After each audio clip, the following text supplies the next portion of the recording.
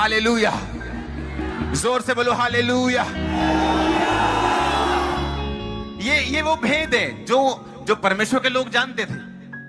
किसी का दिल नहीं करता कि उसके पांव में कील ठुके हों, उसकी पीठ पर बैंतें पड़ी हों, उसकी बेइज्जती हो और रात को वो उठकर प्रार्थना करे। किसी का दिल नहीं करता, लेकिन उन्हें मालूम था कि यीशु मसीह इमोशनल परमेश्वर नहीं। हम इमोशन से रोएंगे तो वो हमें छुड़ाने वाला नहीं। हमें वचन पे चलना पड़ेगा और वचन के ऊपर हमें आना पड़ेगा। अब सुनो ध्यान से, लिखा आधी रात के जब वो आराधना कर रहे थे, उस जेल की नींव हिली, सबके बंधन खुले और लिखा वो सारे लोग आजाद हुए। दरोगा डर गया, लोग डर गए, जेलर डर गए, सब डर गए कि ये हो क्या रहा है। अगर आप यीशु मसीह की पावर को एक्टिवेट होता देखना चाहते अपनी लाइफ में, आज से आपको घुटनों पे रात में आना पड़ेगा, नाइट प्रेयर्स आपको करनी पड़ेगी। एक और वचन पढ़ेंगे हम, उत्पत्ति। अब ध्यान से समझना, उत्पत्ति। उनके देखते ही याकूब ने कहा ये तो परमेश्वर का दल है, इसलिए उसने उस स्थान का नाम महनेम रखा। तब याकूब ने सैयर देश में अर्थात एदोम देश में अपने भाई एसाव के पास दूत भेजा और उसने आज्ञा दी, मेरे प्रभु मेरे भाई एसाव से ये कहना कि तेरा दास याकूब तुझसे यूं कहता है कि मैं लाबान के यहां परदेशी होकर अब तक रहा। मेरे पास गाय बैल भेड़ बकरियां गधे दास दासियां, और मैंने जो कुछ प्रभु के पास इसलिए संदेश भेजा है कि तेरे अनुग्रह की दृष्टि मुझ पे हो। वो दूत याकूब के पास लौटकर कहने लगे, हम तेरे भाई एसाव के पास गए थे, वह तुझसे भेंट करने के लिए 400 पुरुष संग लिए चला आता है।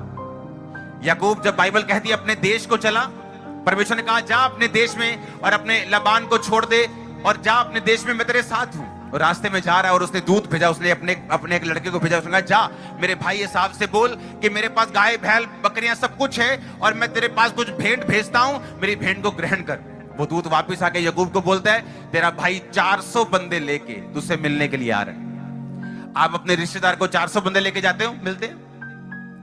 अगर आप किसी अपनी नानी के घर जा रहे हो तो 400 बंदे लेके जाते हो, 100 बंदे लेके जाते हो, 50 लेके जाते हो। लेकिन जब लड़ने जाना हो किसी ने तो वो 400 बंदा लेके जाता है।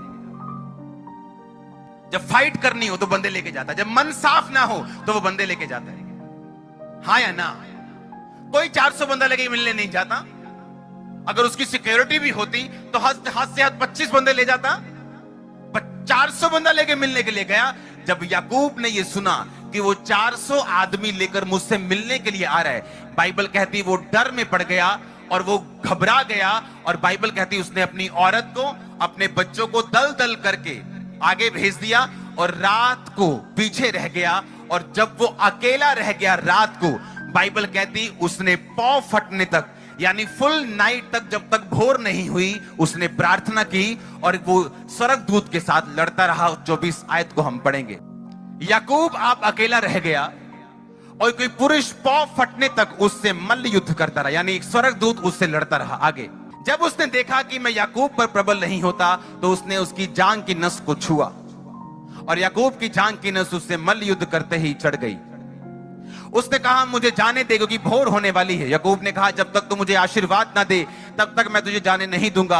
उसने याकूब से पूछा तेरा नाम क्या है? उसने कहा याकूब। उसने कहा तेरा नाम अब याकूब नहीं इज़राइल होगा, क्योंकि तू परमेश्वर से और मनुष्यों से भी युद्ध करके प्रबल हुआ है। याकूब को मालूम था कि जो मुसीबत मेरे सामने है इसमें मेरी स्ट्रेटजी काम नहीं करेगी, मेरी मिन्नतें काम नहीं करेंगी, क्योंकि याकूब ने एक समय अपने भाई को धोखा दिया था और अब उस धोखे को बैक करने का, पे बैक करने का टाइम आ चुका था। वो डर गया, उसे मालूम था अब एक ही चीज मुझे बचा सकती है, वो है रात प्रार्थना। और वो पूरी रात प्रार्थना करता रहा और स्वर्गदूत के साथ यानी युद्ध करता रहा। और स्वर्गदूत ने कहा मुझे जाने दे, भोर हो गई। उसने कहा नहीं, जब तक तू मुझे ब्लेस नहीं करेगा। उसने कहा तेरा नाम क्या है? स्वर्गदूत ने कहा, उसने कहा मेरा नाम याकूब है। याकूब का मतलब है धोखा देने वाला। उसने कहा अब से तेरा नाम याकूब नहीं इज़राइल होगा, जिसका मतलब है शुद्ध मन वाला। उसने कहा क्योंकि तू धोखा देने वाला है इसीलिए तेरा भाई तुझे मारने के लिए आ रहा है, क्योंकि अब तेरा न्याय का टाइम आ चुका है। आप मेरी बात समझ रहे कि नहीं? जो तू बोएगा वो तू। अब याकूब को मालूम था कि मुझे अगर ये मुसीबत से बचना है मुझे कुछ बदलना पड़ेगा। और वो रात प्रार्थना में गया और स्वर्गदूत ने उसके नाम को चेंज किया और जब उसने नाइट प्रार्थना की, परमेश्वर ने एसाव के दिल को बदला और उसने उसे मारने का विचार छोड़ दिया। अब आपको समझ आ रही वो मुसीबत क्यों आपका पीछा नहीं छोड़ती। अब आपको समझ आ रही कि वो खास एक तरह की मुसीबत जो बार बार जिससे आप फाइट कर रहे हैं, वो क्यों आपको छोड़ के नहीं गई। वो डिले जो आप एक्सपीरियंस कर रहे हैं अपने फाइनेंस में, अपनी मैरिड लाइफ में, अपनी मैरिज होने में, वो देरी जो अपने कामों में आप महसूस कर रहे हैं, उसके पीछे अब क्या कारण है आपको समझ आ रहा होगा। परमेश्वर ने ये नहीं देखा कि ये पौलुस और सिलास है, ये वचनों के ऊपर चलेगा। रात के कहता एक एक पहर के पहले मैंने तेरे वचन के ऊपर क्या दिया, ध्यान दिया। इसका मतलब उसने बाइबल पढ़ी होगी, उसने प्रेयर की होगी, उसने परमेश्वर की ओर ध्यान लगाया होगा। आपकी बॉडी रात को रिपेयर करती है अपने आप को, पता है कि नहीं? जब आप सोते हैं तो आप फ्रेश उठते हैं। फ्रेश का क्या मतलब, क्या हो जाता है अंदर? क्योंकि सारा दिन आपके दिमाग में, आपके दिल में, आपके ब्लड में आप काम करते हैं, मशीनरी को चलाते हैं। और रात को जब आप सोते हैं, आपकी मशीनरी अपने आप को रिपेयर करती है। और जब सुबह आप उठते हैं, आप फ्रेश होते हैं। एक शरीर को मालूम है कि रात को मुझे अपने रिपेयर करनी है, अपना काम करना है। लेकिन आत्मिक लोगों को यह मालूम नहीं कि अगर शरीर अपना काम रात को करता है तो आत्मा भी अपना काम रात को करती है। लेकिन उसे मालूम नहीं, उसे सोना है 9 बजे, उठना है सुबह 8 बजे। आपने तो रिकॉर्ड तोड़ दिए हैं सोने के। रात को 10 से 12 बजे आप फेसबुक चला सकते हैं, रात को 10 से 12 आप कंप्यूटर चला सकते हैं, आप ब्लू फिल्में देख सकते हैं, लेकिन प्रेयर नहीं कर सकते। इसलिए हालत ऐसी हो चुकी है।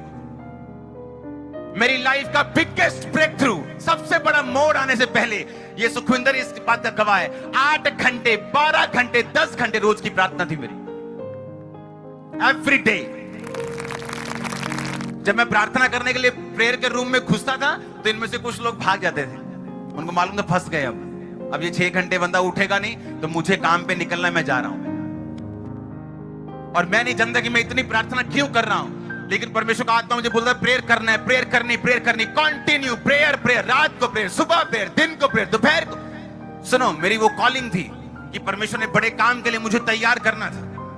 उसने मेरी लाइफ में कुछ ऐसे ब्रेक थ्रू थे जो मेरी सिंपल प्रार्थना से मुझे नहीं मिल रहे थे, मेरी वेट के बावजूद नहीं मिल रहे थे, पवित्रताई के बावजूद नहीं मिल रहे थे। बाइबल कहती है यहोशू अपने लोगों के साथ गया, परमेश्वर ने कहा ये देश मैं तेरे अधिकार में देता हूं, जा लड़ और जीत। तो बाइबल कहती है जब वो लड़े तो लड़ाई से देश को शांति मिली। और हमारा युद्ध देश के साथ नहीं, समाज के साथ नहीं, शैतान के साथ है। जब आप शैतान के साथ युद्ध करेंगे आपको शांति मिलने वाली है। उसने कहा जब उन्होंने लड़ाई की और परमेश्वर के वचन के अनुसार उस देश को जीता, तो लिखा लड़ाई के बाद उस लड़ाई से उस देश को शांति मिली। क्योंकि ये वो लड़ाई नहीं जो लोग करते हैं, एक दूसरे के खिलाफ, एक पॉलिटिकल पार्टी दूसरे के खिलाफ, ये वो लड़ाई नहीं। ये आत्मिक लड़ाई है जो हम शैतान के खिलाफ करते हैं। और अगर हम लड़ेंगे तो शांति पक्की है यीशु मसीह के नाम में। जोर से बोलो हालेलुया। पहला शमूएल 15 उसकी 11 आयत में लिखा, मैं शाऊल को राजा बना के पछताता हूं, यहोवा ने कहा, क्योंकि उसने मेरे पीछे चलना छोड़ दिया, मेरी आज्ञाओं का पालन नहीं किया। तब शमूएल का क्रोध भड़का और वो रात भर यहोवा की दुहाई देता रहा।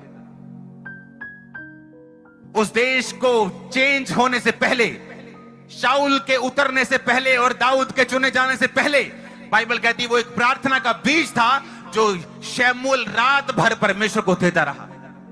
लिखा वो रात भर परमेश्वर के सामने रहा, रात भर परमेश्वर की दुहाई देता रहा कि परमेश्वर इस राजा ने तेरी बात को सुनना बंद कर दिया, इसे बदल और अपने मन मुताबिक बंदे को भेज। और रात प्रार्थना करने के बाद और रातों को दुहाई देने के बाद परमेश्वर ने कहा मैंने दाऊद को चुन लिया जो उससे बेहतर काम करेगा। मैंने दाऊद को चुना जो मेरे मन के अनुसार काम करेगा।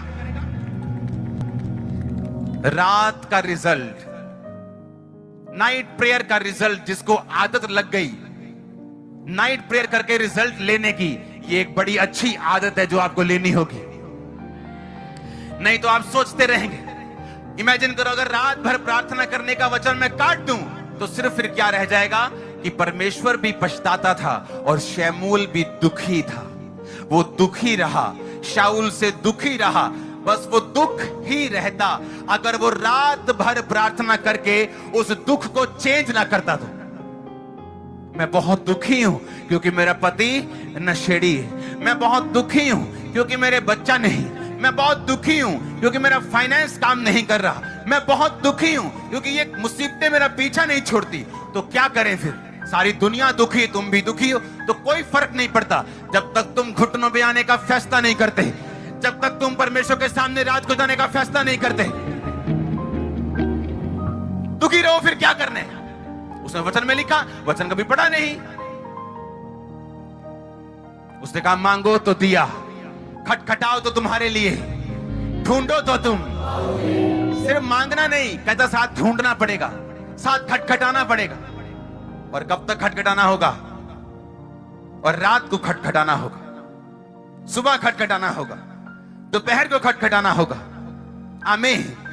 लूका 6 उसकी 12 आयत में लिखा, उन दिनों में जब वो पहाड़ पर प्रार्थना करने गया तो परमेश्वर से प्रार्थना करने में सारी रात बिताई। बाइबल की पहली किताब उत्पत्ति से लेके, बाइबल के पहला राजा शाऊल से लेके, जो फर्स्ट किंग था यीशु मसीह का, यानी यहोवा का, इस्राएल का। मैं सच कह रहा हूं कि नहीं?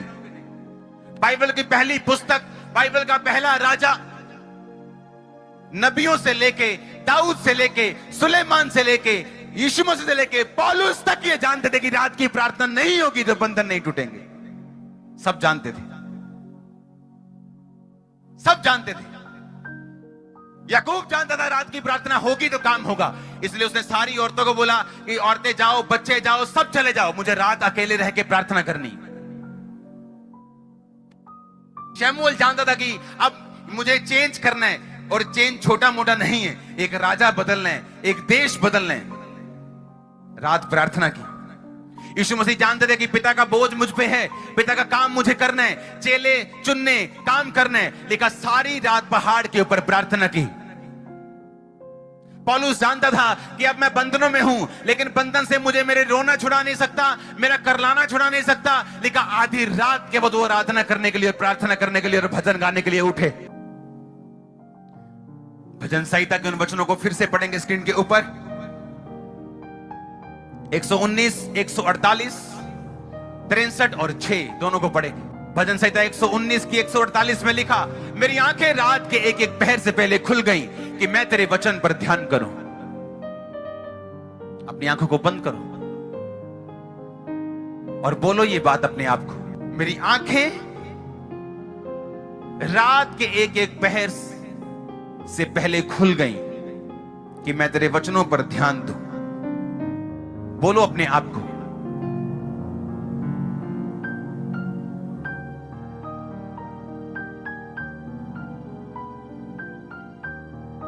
तिरसठ उसकी 6 आयत, जब मैं बिछोने पर पड़ा तेरा स्मरण करूंगा, तब रात के एक एक पहर पे तुझ पर ध्यान करूंगा। ये वो लोग थे जो 66 लड़ाइयां लड़के भी 66 जीते और देश की इकोनॉमी को कुछ नहीं हुआ। ये वो लोग थे शमूएल के जैसे कि सारी उम्र एक भी वचन धरती पे परमेश्वर ने गिनने नहीं दिया, बेइज्जती नहीं होने दी। ऐसा नहीं था कुछ भी बोल दो, पूरा हो गया डाल दो, नहीं पूरा काट दो। ये ड्रामेबाजी नहीं थी शमूएल के पास, क्योंकि वो रात का प्राणी था। वो एलिया रात का प्राणी था, पौलुस रात का, यीशु मसीह रात को। कहां पंजाबी जी कहते ना, किथे कुंडी फसी, इत्थे फसी। आई समझ, किथे फसी, किथे फसी, इत्थे फसी कुंडी।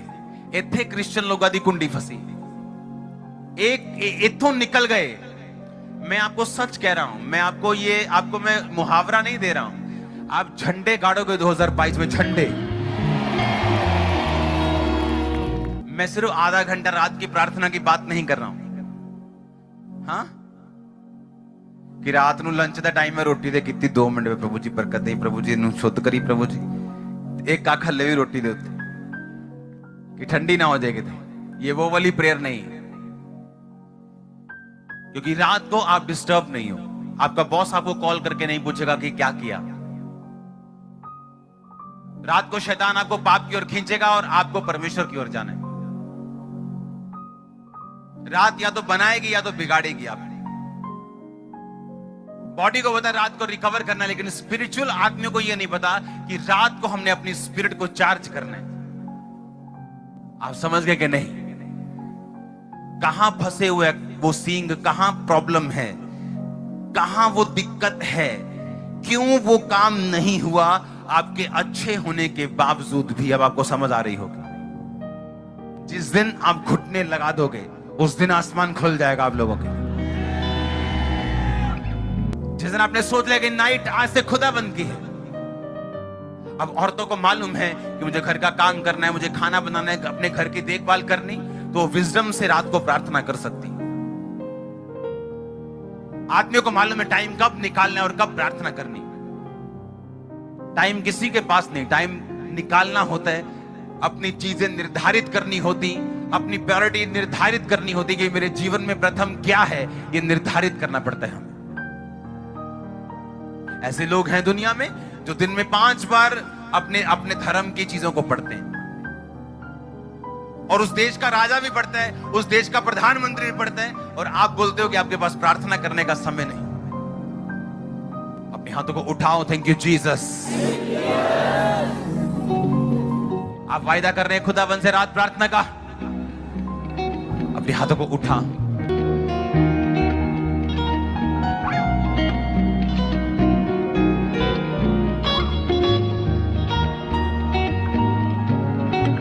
ऊंची आवाज में अपने हाथों को उठाते हुए अपने गुनाहों